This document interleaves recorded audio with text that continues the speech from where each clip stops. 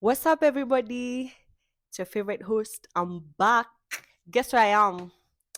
Guess where I am? I'm back in Kenya. Yes. I had to, leave my mic at the airport. Obviously, JKA shenanigans. But nothing can stop reggae. Anyway, how have you been? How's your week going? How's everything? How is January taking you? This to me is like the shortest January that I've ever had, the shortest and the easiest January I've ever had. And I'm back home. I'm so happy. I'm fed. Nimenona nona. Napendwa napendana. I'm so happy to be here. I'm so happy to be like back in good weather. I'm happy to be around my friends. I'm happy to have seen my family that I've not seen in like about 5 months. Yeah, so I don't know. Anyway, this week I wanted to share about the cultural shock of coming back to your own country. Can you imagine? When I left Kenya 4.5 months ago, slightly more than 4.5 months ago, I went to Canada and everything was different. Oh my God. For the first 3 months, I really struggled. The transport system is different, the weather is different, the people are different, the pace of the city is different.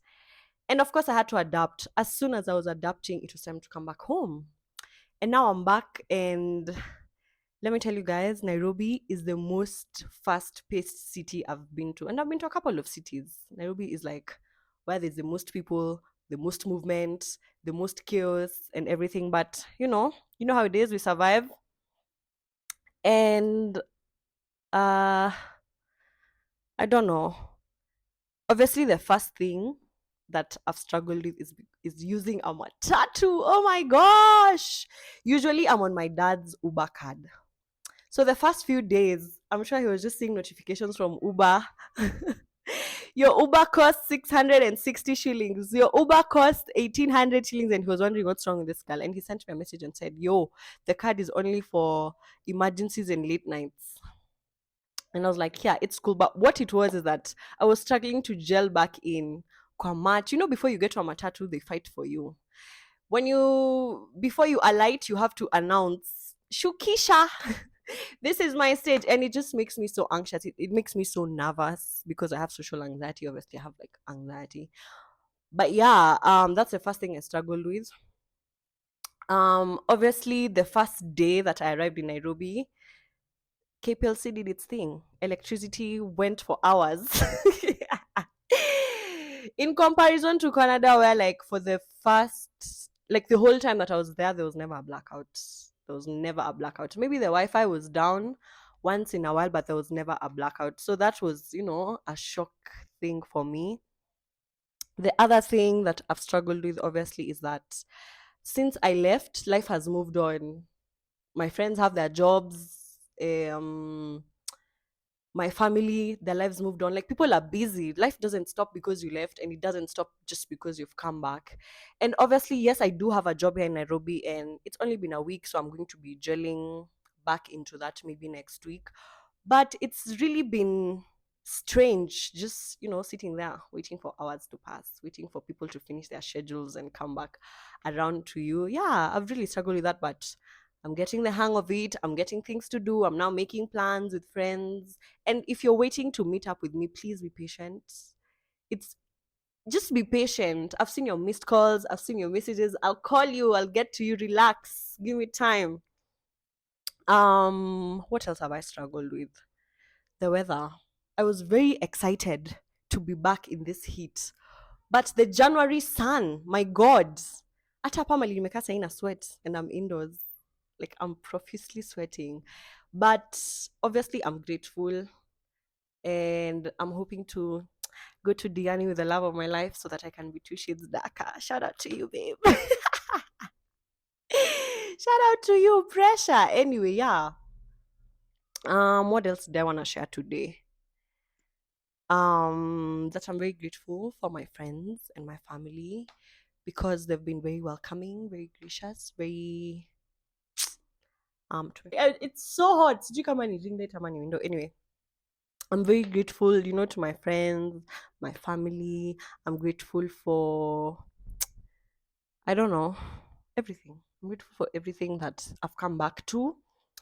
And it's a I feel like I've become a different person. And the new Kezia, gelling back into a society that I had left behind, a society that I now have to start considering as not home. Now I'm considered as a visitor. Oh my gosh. Yeah, but not much has changed. The catcalling is still there. The CBD unnecessary touching is still there.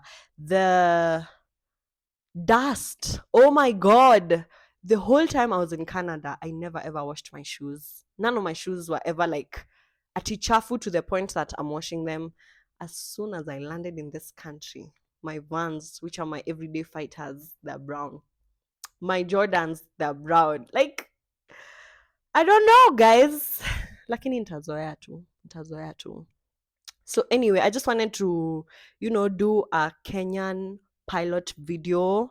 Coming up will be, episodes in partnership with my friends, in partnership with other basement kids, in partnership with maybe family. I don't know. I'll think about it. But yeah, thank you so much for your support. We are still standing on business as women in Kenya, saying hashtag end femicide, stop killing women. They're human beings. And yeah, and my other allies say that we should stop telling women to keep safe because they actually do. So yeah, that's it for this week, guys. Love you so much. See you next time. Bye. Imagine. Sit back. Tunisome nyuma hivyo. Gengeng. Ina reflect. No. I reflect at all, actually. But now the question is, itasimama? Will it stay? Sasa utashika the whole time. We need a more sustainable solution. Kwani una shoot for how long? I don't know. Wezi jua. Ni kama ukienda soko ujui chenye utapata. Yeah. Sit. You're my muse. What's up, everybody? This is Kezia, your favorite host from the Basement Child podcast. State your name for the records. Sharon Mara. AKA Shay. What's up, everybody?